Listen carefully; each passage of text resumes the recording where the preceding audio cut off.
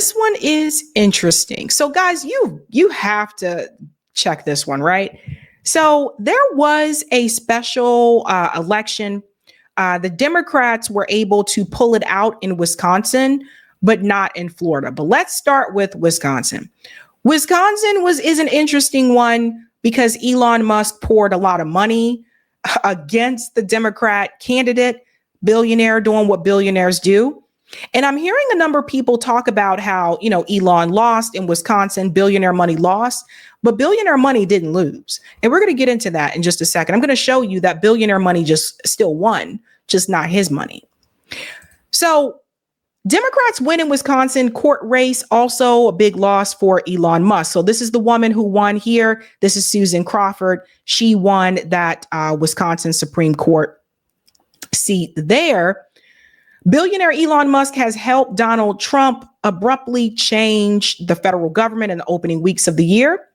Musk and his affiliated group sunk $21 million into flipping the Wisconsin Supreme Court to conservative control, only to see his candidate defeated by 10 percentage points on Tuesday. The losing margin was 4 points larger than that of the only other Republican on the same statewide ballot who was not tied to Musk money. So yes, Elon Musk did do this. He poured millions in here to try to prevent the Democrats from winning in Wisconsin. It did not work. So there was a complete rejection of his money there. But this is also important because Donald Trump won Wisconsin this time around, and the Democrats lost that state.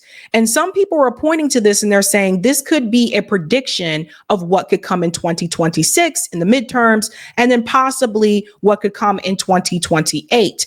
Now, I will say this. I don't think that Dems won in Wisconsin because the Democratic Party is doing so great or is out there really fighting, despite what people will tell you.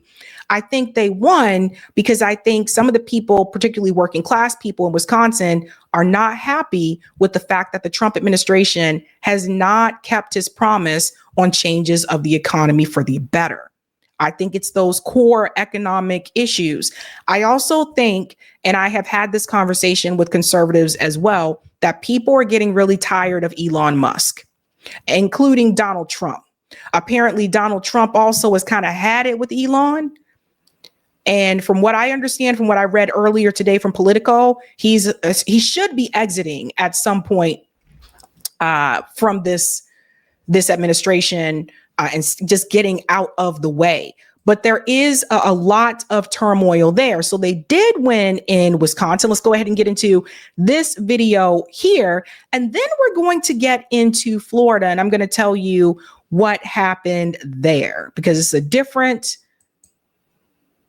situation in Florida, guys. This morning, you can find some Democrats smiling, maybe for the first time in the last few months. That's after some good special election results, an outright win in Wisconsin, and some better margins in the state of Florida. So what does it all mean and what really happened? CNN Chief Data Analyst Harry Enten is here. Let's start with a little bit of Wisconsin, right? An amuse-bouche on Wisconsin. This was a race. Elon Musk spent big in this race to sway the Supreme Court race there. And he also went to Wisconsin, which may honestly have backfired. Yeah, I think it may have backfired. Look, I think if there's one thing we should be taking away from the results in Wisconsin and the polling that we have from Wisconsin and national, if you are a Republican candidate running in a swing state, you don't want Elon Musk anywhere near you. Yes, maybe you like the money, but you do not want his presence in your state. Why is that? Elon Musk, simply put, is an unpopular guy. He is political poison. Look in Wisconsin, his net favorable rating,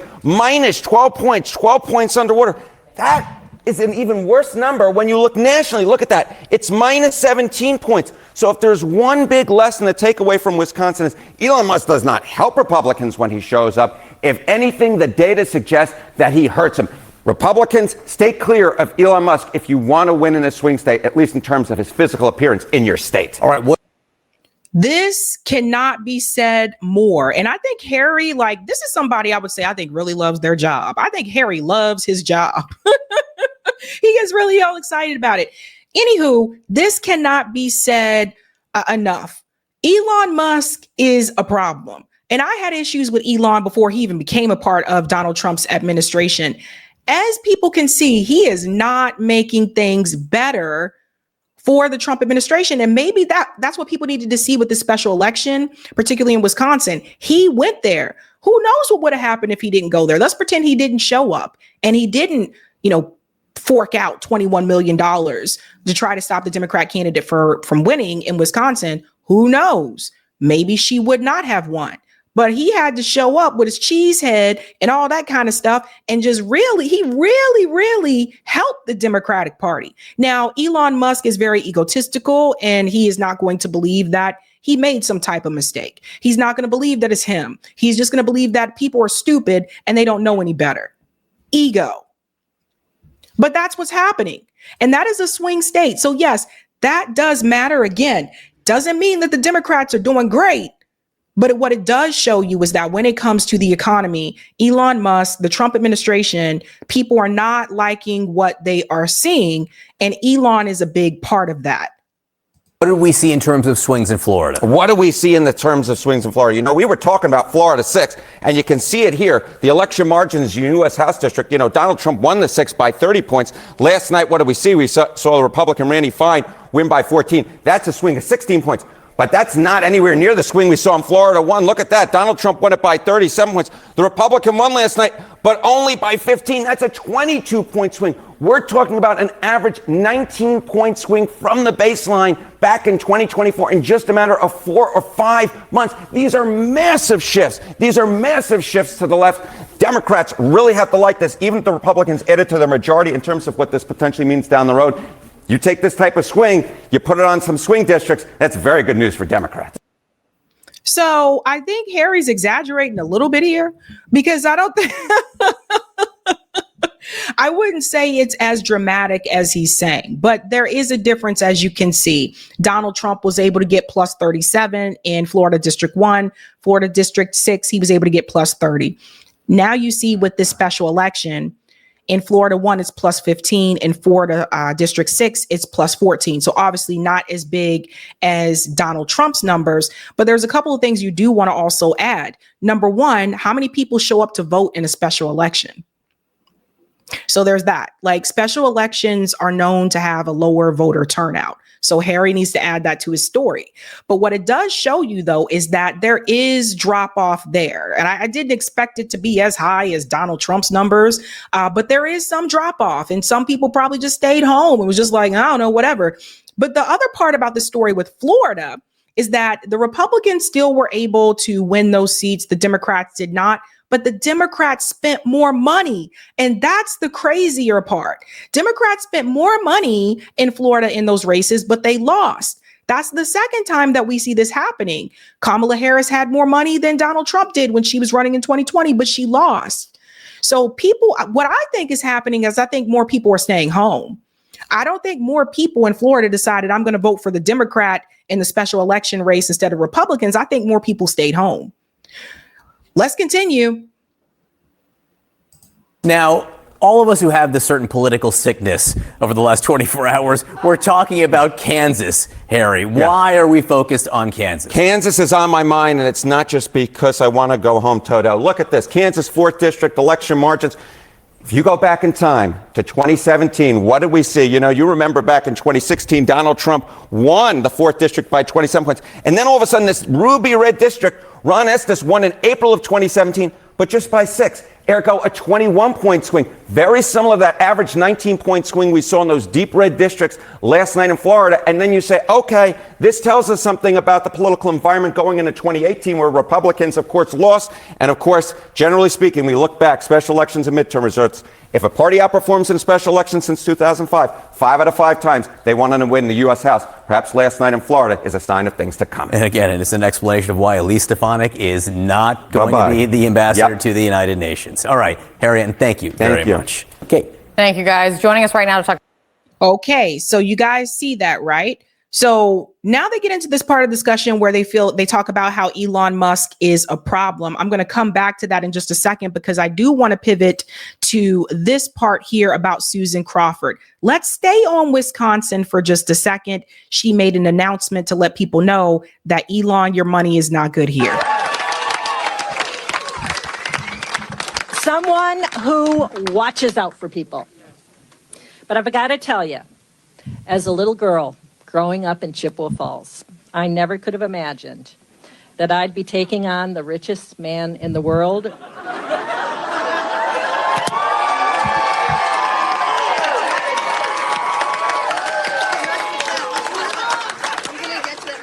For justice in Wisconsin.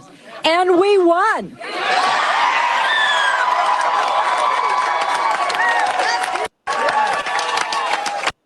Okay, so that is Susan Crawford. She did win, right?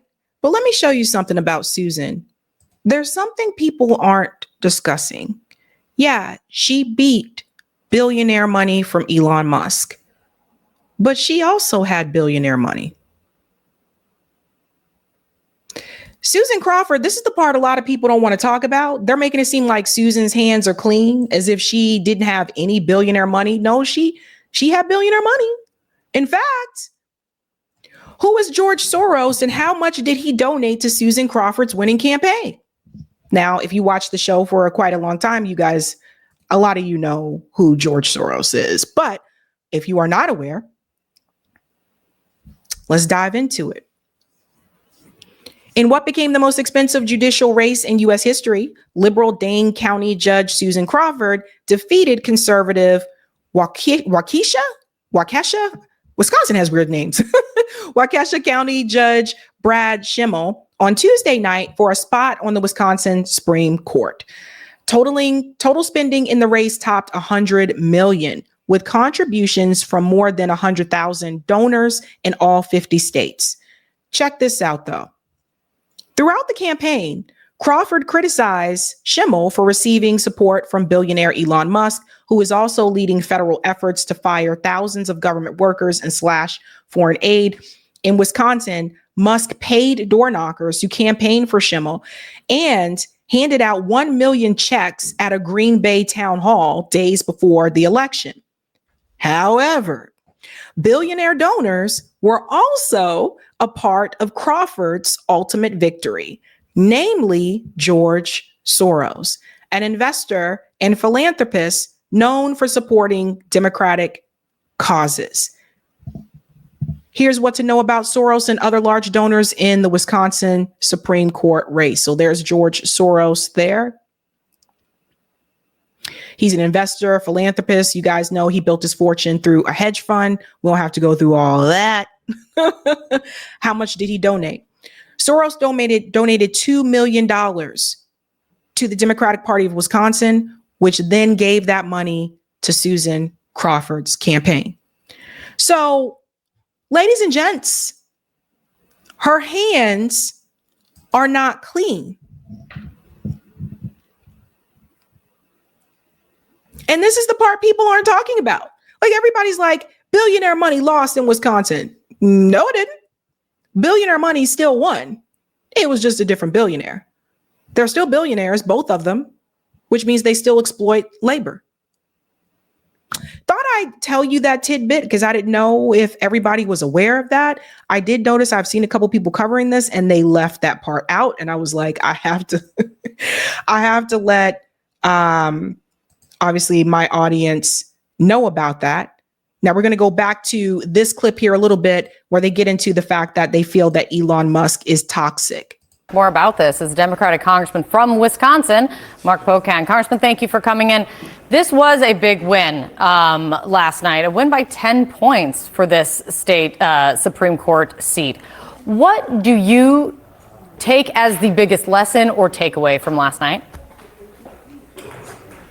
Oh, thanks for having me. I mean, clearly, this not only was a 10-point win in a purple state, but the turnout was so high. It was people coming out to say what Elon Musk and Donald Trump are doing is not supported. People don't want their health care and long-term care cut. They don't want education cut. They don't want food assistance cut, all so that Elon Musk and Donald Trump can get a tax cut.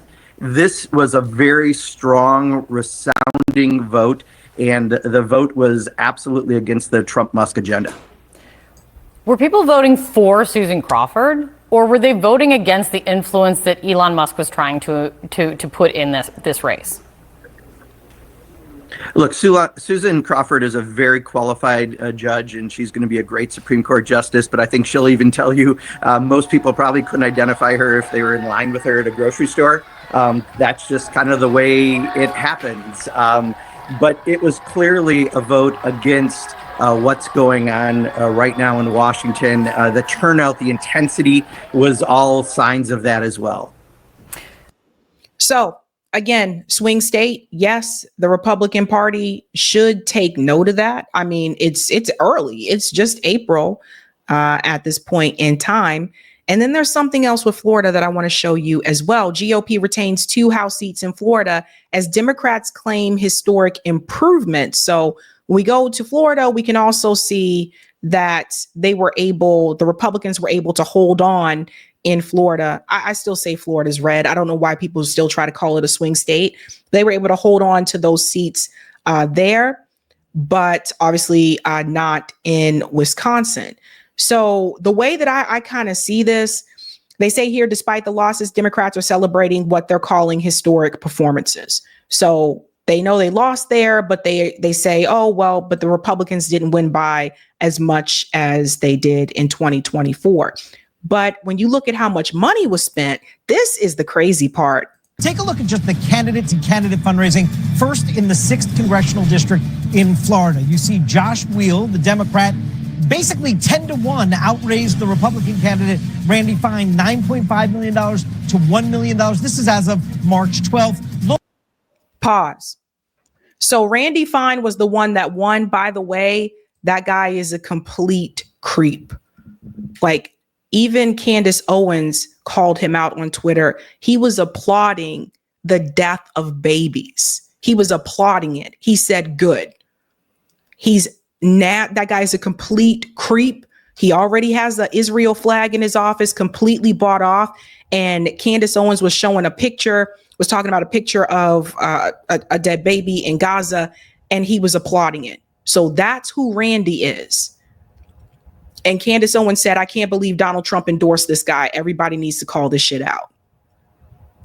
But the point to make in this video here is that Josh Weil, 9.5 million fundraising, Randy 1 million, and Josh lost. So this is another example where we see once again where Democrats spent more money, but they lost. Look at the other Florida district, the 1st congressional district, again, candidate to candidate fundraising. I'll add in the outside groups in a moment. You see Gabe Valamont, the Democrat, 6.5 million raised. Jimmy Patronis, the Republican, 2.1 million raised. So both districts saw the Democratic candidate outraising the Republican candidate, a sign of Democratic enthusiasm, no doubt. Let's look at the total ad spending, what they do with this money, the candidate money and the outside group money. In Florida 6, 8.5 million total spent, 4.7 million in the pro-fine world. On the Republican side, only 3.8 million, despite the candidate advantage of fundraising, 3.8 million on the pro-Weil side. So Republicans have out-advertised Democrats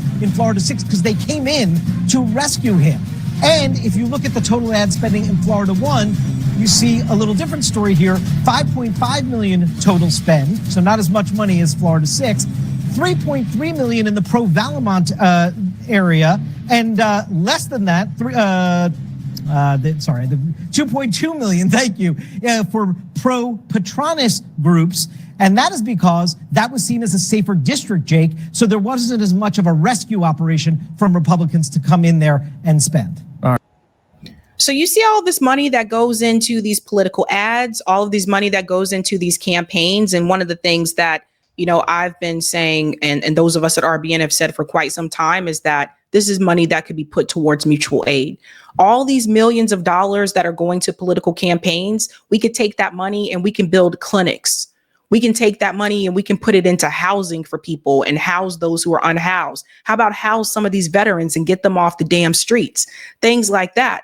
So it's early on and we see a special election time, but already we are seeing quite a bit of chaos there. If I were the Republican Party, I would definitely pay attention to what's happening in Wisconsin. We've seen it swing back and forth, right? Like in 2016, it went to Donald Trump. 2020, it went to Joe Biden. 2024, it went back to Donald Trump. So these states can change. It just all depends on what? The economy, right? It's the economy, stupid. So that tends to be the number one issue for voters. Interesting times, folks. Hey guys, this was a Sabby clip. If you like what you saw, hit that like button and subscribe.